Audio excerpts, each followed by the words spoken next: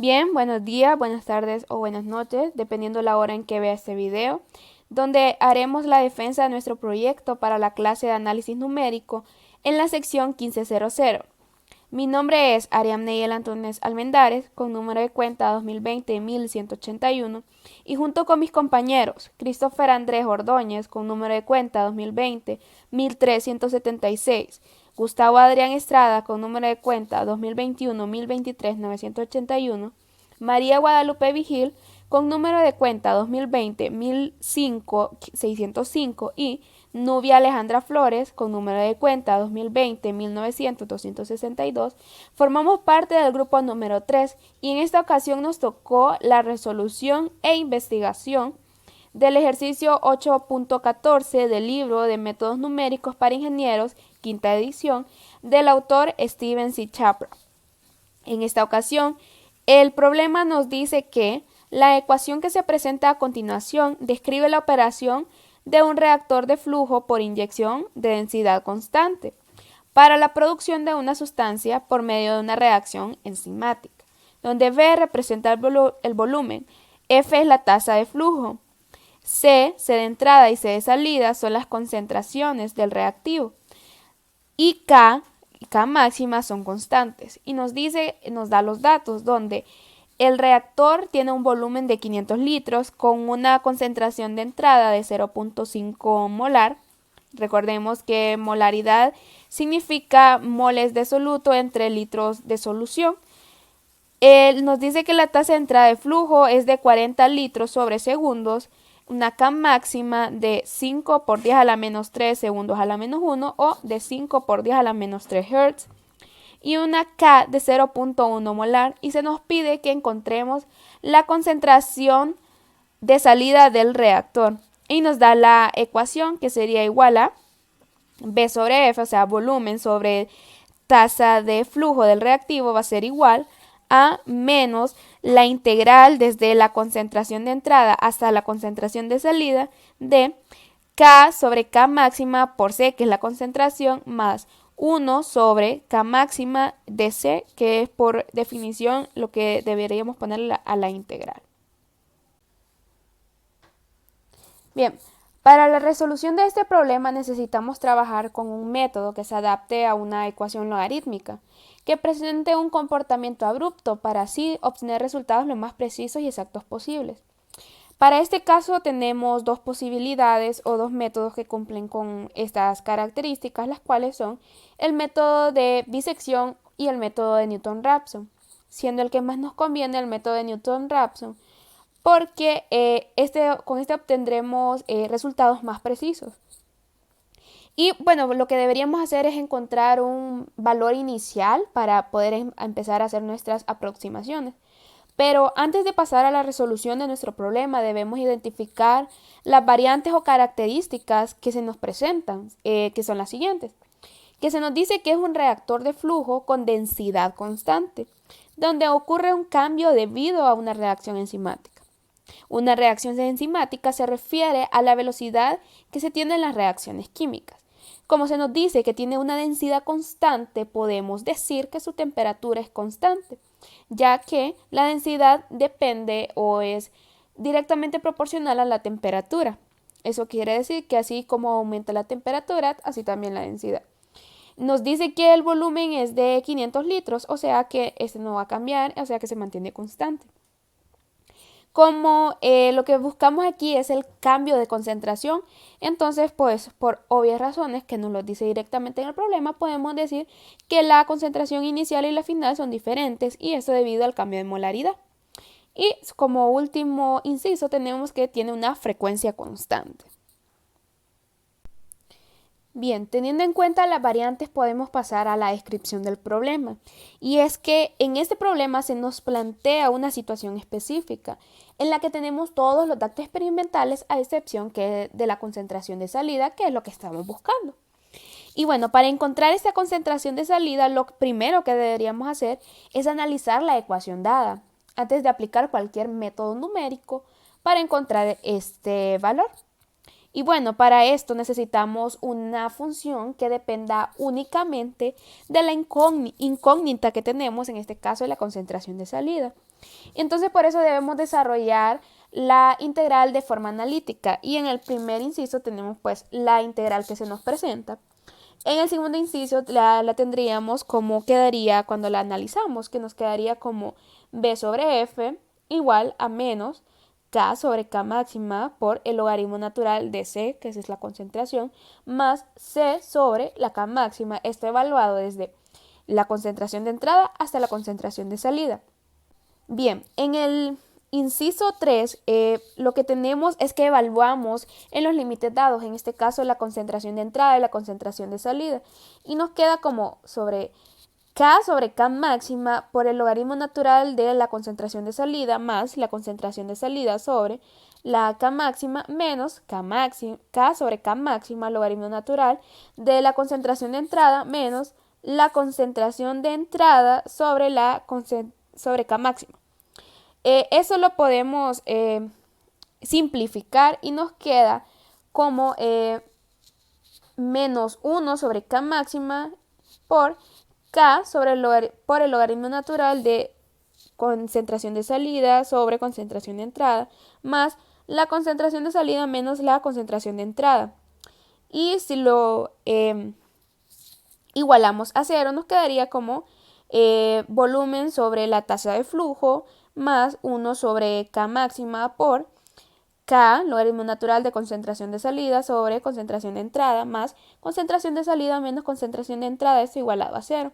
Y de esta manera pues ya tendríamos nuestra función principal, que sería en base a la concentración de salida, y nos quedaría igual a volumen sobre la tasa de flujo más 1 sobre k máxima por k, logaritmo natural de concentración de salida sobre concentración de entrada, más concentración de salida menos la concentración de entrada. Más adelante, pues veremos cómo sustituimos los valores que se nos dan, los valores numéricos, y cómo nos quedaría esta expresión de manera más pequeña o menos dependiente de muchas variables.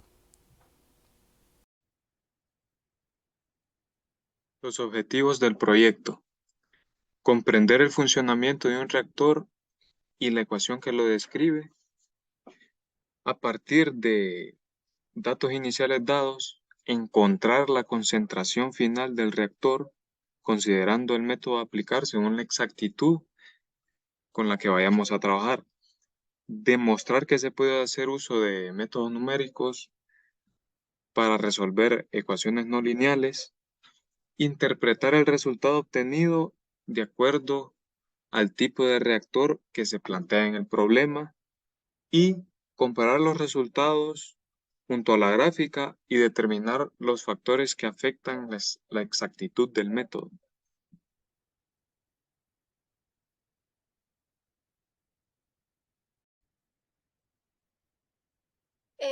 Saludos, mi nombre es María Guadalupe Vigil Oviedo y yo les voy a hablar un poco sobre los reactores de flujo.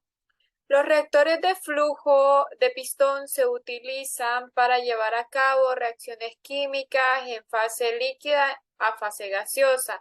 El reactor de flujo de pistón es aquel que trabaja en estado estacionario y en donde la composición del flujo varía en punto a otra a través de la dirección del flujo de dicho fluido. Como tenemos aquí, tenemos una imagen de un sistema con flujo continuo de entrada y de salida. Pues básicamente la CA inicial es la concentración inicial que entra en el reactor, la FA es la masa que entra, el B sub 0 es el volumen inicial o flujo volumétrico que entra al reactor. La FA más de la derivada de FA es la masa que sale del reactor. También tenemos aquí X, que creo que es la distancia que recorre el fluido, y también tenemos una concentración final, una masa final, la distancia final que determina y el volumen final o la salida del flujo volumétrico en el reactor. Pues aparte de eso, básicamente todo este esquema son los reactivos que entran al reactor y los productos que salen. Y básicamente es un sistema de flujo continuo. Este tipo de problemas o de esquemas se ven más en clases como balance y materia, físico-química, que son de ingeniería química o bioquímica. Además de lo que son los reactores de flujo, también les voy a hablar las áreas de aplicación de este tipo de problemas. Normalmente los reactores de flujo son muy utilizados para sistemas de reactivos de gases y vapores. Se utilizan para gases ideales y no ideales. Los ideales son los que están en condiciones normales y los no ideales cuando hay una variación de volumen o temperatura. Aparte de eso, también son utilizados para la refinación de petróleo, productos de alimentos y bebidas. También son utilizados en la industria de la polimerización, también utilizados tanto para reacciones exotérmicas como endotérmicas. Entonces, básicamente esto sería todo de mi parte. Los dejo con mi siguiente compañero.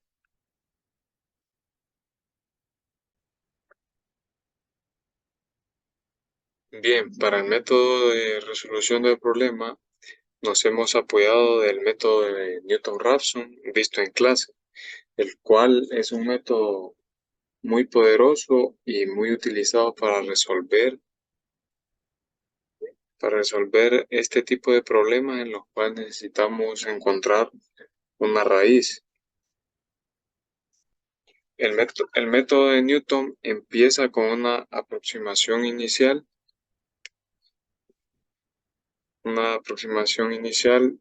llamada P sub 0. Esta variable P será a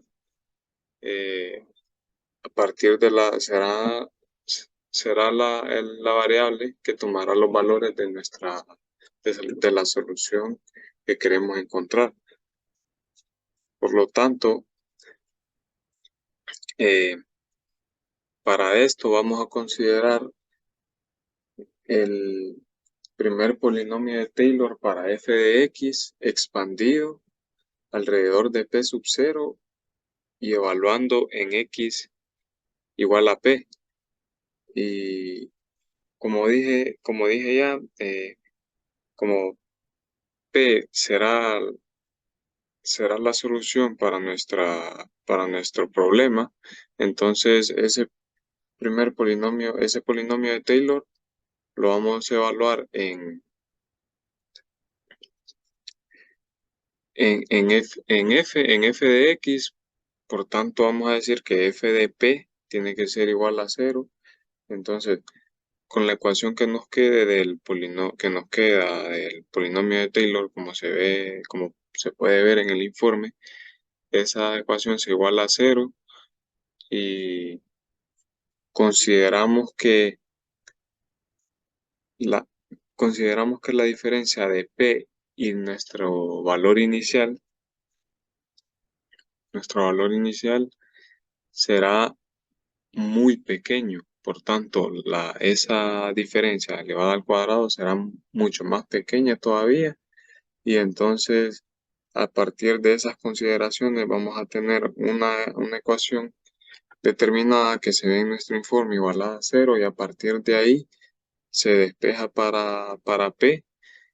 Y nos quedaría y se generaría, a partir de esa aproximación inicial, se generaría la resolución que se ve, la sucesión para P que se ve en pantalla, para P sub n.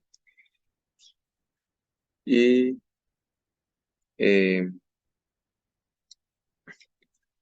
al empezar con la aproximación inicial P sub 0, la aproximación P sub 1 es la intersección con el eje X de la recta tangente a la gráfica de f en P sub 0, en el punto P sub 0, f de P sub 0.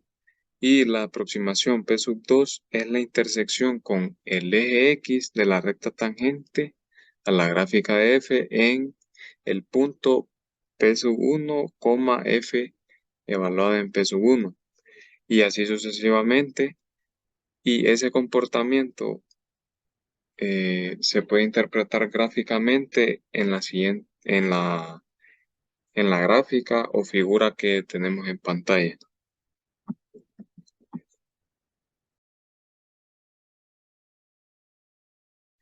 Bueno, licenciado, mi nombre es Gustavo Adrián Estrada García, del grupo número 3. Yo a continuación le voy a hablar sobre lo que es la resolución del problema. Ya que tenemos el método que aplicaremos, que sería Newton-Raphson, lo siguiente sería lo de despejar, introducir los parámetros ya dados por la función y despejar para la variable que necesitamos. Y para crear nuestro algoritmo haremos uso de MATLAB, el cual es un sistema de cómputo numérico que ofrece un entorno de desarrollo integrado con un lenguaje de programación propio. Para utilizar el método de Newton-Raphson debemos plantear como valor inicial la ecuación principal, como ya sabríamos, y tenemos que plantearnos qué valor inicial usar, o sea, el P sub 0. Entonces, a nosotros al sustituir los datos numéricos nos da una ecuación como esta. Obviamente nosotros lo igualamos para una f de x o f de c salida, que es básicamente la variable que nosotros ocuparíamos en el algoritmo. Nos quedaríamos esta ecuación planteada. Luego, para simplemente simplificar la ecuación más, pues nos quedaría esto, ¿verdad? Y bueno, ya sabiendo que usaríamos el método de Newton-Raphson, tenemos en cuenta que nosotros ocupamos la derivada de la misma función para aplicar el Newton-Raphson. Entonces, básicamente aplicaríamos la derivada de la función, lo que nos quedaría en un 0.1 sobre x más 1, una derivada simple. Luego, ya planteado el problema, bueno, faltando explicar que hicimos una sustitución de variable que c salida es igual a x, simplemente por, por facilidad para el algoritmo, digamos. Entonces, ya encontrada esa función principal y la derivada, iríamos a continuación para el código para plantear el problema al algoritmo y poder ejecutarlo. A continuación, yo les mostraré en MATLAB el código ejecutándolo con la tolerancia de error, a cualquier tolerancia de error y también con un valor inicial. A continuación se lo mostraré.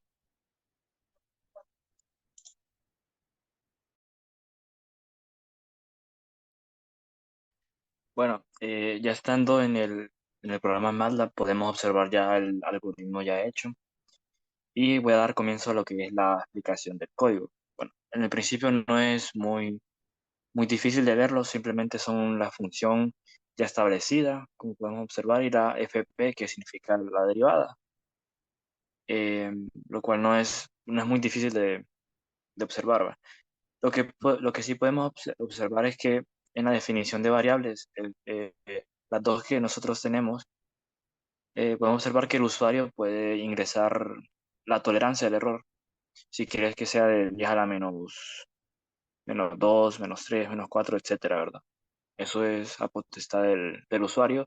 Y también ingresamos el P sub 0, que es el valor inicial, donde va a comenzar Newton-Raphson, ¿no? Entonces, ya definidas las variables, ya definimos lo que es el método de Newton-Raphson. Para este caso, nosotros decidimos utilizar lo que es una condición if, y esto sucede debido a que si es muy observador, podemos observar que si nosotros declaramos que el P sub 0, nuestro valor inicial, comienza en 0, va a haber un error, ya que la función de la f', o sea, la derivada de la f de x, va a tomar ese valor de 0. Entonces, si vemos bien, en la primera iteración nos daría un valor que tiende al infinito, lo cual nos destrozaría lo que es básicamente nuestro algoritmo. Entonces, por eso es que nosotros restringimos ese valor para que no suceda esos errores y con ese mismo ciclo if, esta condición if, evitamos eso, ¿verdad? Entonces con esa condición if evitamos el error del p sub 0 y bueno, podemos observar muy bien en la gráfica también que la función tiende, bueno, hay un intervalo de 0 a 1 donde la solución está cerca. Entonces nosotros decidimos entre 0 a 1, pero de igual manera el usuario puede ingresar 2, 3 o 4 y pues el algoritmo debería de dar la respuesta igual. Bueno, explicando el ciclo while, pues tenemos que este ciclo es el encargado de ejecutar el proceso del método, mientras el error real sea mayor al error de tolerancia ingresado por el usuario. Así lograremos encontrar un resultado más acertado de acuerdo a lo que solicitó el usuario, obviamente, ¿no? Dentro de este ciclo se ejecuta el método como tal. Definimos una variable p sub i que sería la solución de x en cada una de las iteraciones, obteniendo un nuevo valor siempre que vuelva a iniciar el ciclo. Dentro de este ciclo observamos un nuevo ciclo if, una nueva condición if, el cual confirma que no existe ningún valor de p que vuelva a cero la derivada. Bueno, procederemos ya a compilar lo que es el algoritmo ya explicado. No es muy difícil de explicar ya que es un algoritmo sencillo, ¿no? Procederemos a ejecutarlo y bueno, probaremos con una tolerancia que sea menor a 0, una tolerancia que sea de 0 menor a 0.0002. Y como dijimos, pues P sub 0 tiene que estar en el valor de 0 a 1, pero de igual manera podemos poner 2, 3, 4 y daría el resultado. Pero en este caso solo diremos 1. Bueno, como podemos observar, se ejecutó correctamente lo que es el código. Bueno, como podemos observar, el algoritmo ocupó solo 3 iteraciones para que nuestro valor encontrado tenga una exactitud de 0.002, bueno, menor que 0.00002. Entonces, como podemos observar, este es el valor que él ya luego mostraré una gráfica en GeoGebra donde se puede observar que es realmente la solución de la gráfica, ¿no? Pero aproximadamente. Ahora podemos jugar con lo que es el algoritmo, probando nuevos valores. De igual manera, siempre dará lo que es lo que nosotros esperamos, el valor esperado, ¿no? Podemos poner 0.00000 más grande, 0.1. Y obviamente, por ejemplo, un valor P sub 0 de 3, podemos observar que ya nos hace 5 iteraciones para que el valor sea el mismo, como podemos observar, es el mismo que nosotros obtuvimos en la primera ejecución del algoritmo. Y eso sería lo que es el algoritmo. Es algo simple, no simplemente un ciclo while y bueno, la condición if para evitar ese error, ¿no? Porque como podemos ver, eh, bueno, ayer les expliqué, la derivada de la función pues tendería a lo que es infinito y eso nos arruinaría básicamente todo el algoritmo. Entonces, si yo le pongo 0, nos tiraría un error. Entonces, a continuación yo les mostraré en GeoGebra lo que es la gráfica.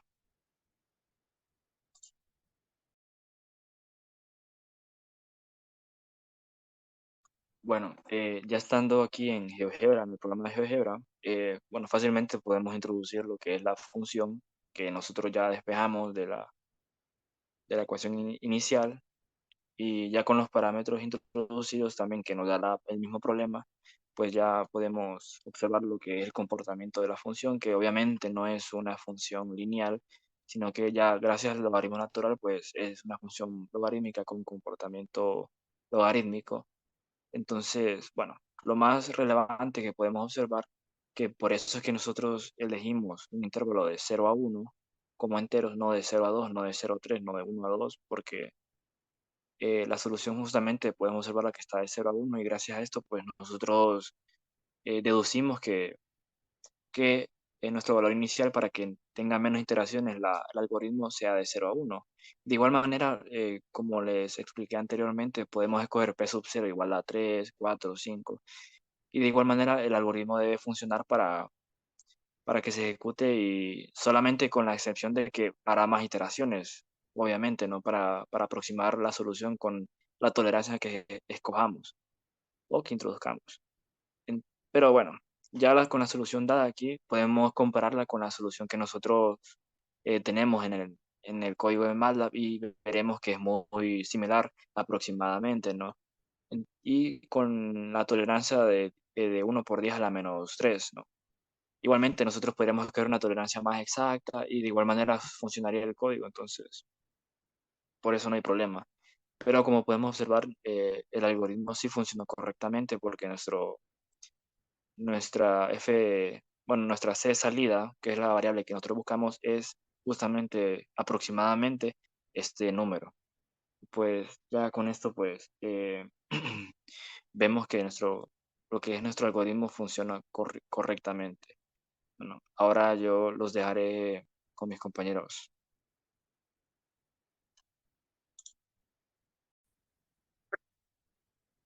En base al estudio mencionado anteriormente y a los resultados obtenidos de la solución del problema, podemos concluir lo siguiente. Se logró comprender el funcionamiento de un reactor, como también la importancia de estos en el área de ingeniería. Al analizar la ecuación mediante los datos iniciales dados, se logró determinar que la ecuación no lineal a la que nos enfrentamos era una logarítmica, con término lineal, por lo que para encontrar la concentración de salida del reactor se hizo uso de un método numérico, el cual fue Newton-Raphson, para alcanzar un grado de exactitud mayor al 99%.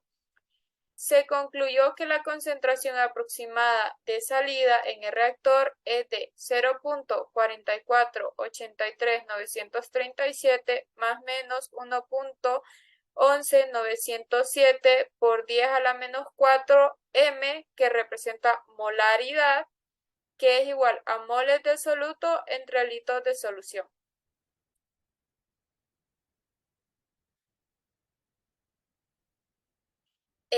Ya que la concentración de salida del reactor es menor que la concentración de entrada, podemos concluir que la nueva sustancia producida dentro del reactor tiene una cantidad menor de soluto en el mismo volumen de la solución inicial. Esto debido a que la molaridad define los moles de la solución en un volumen.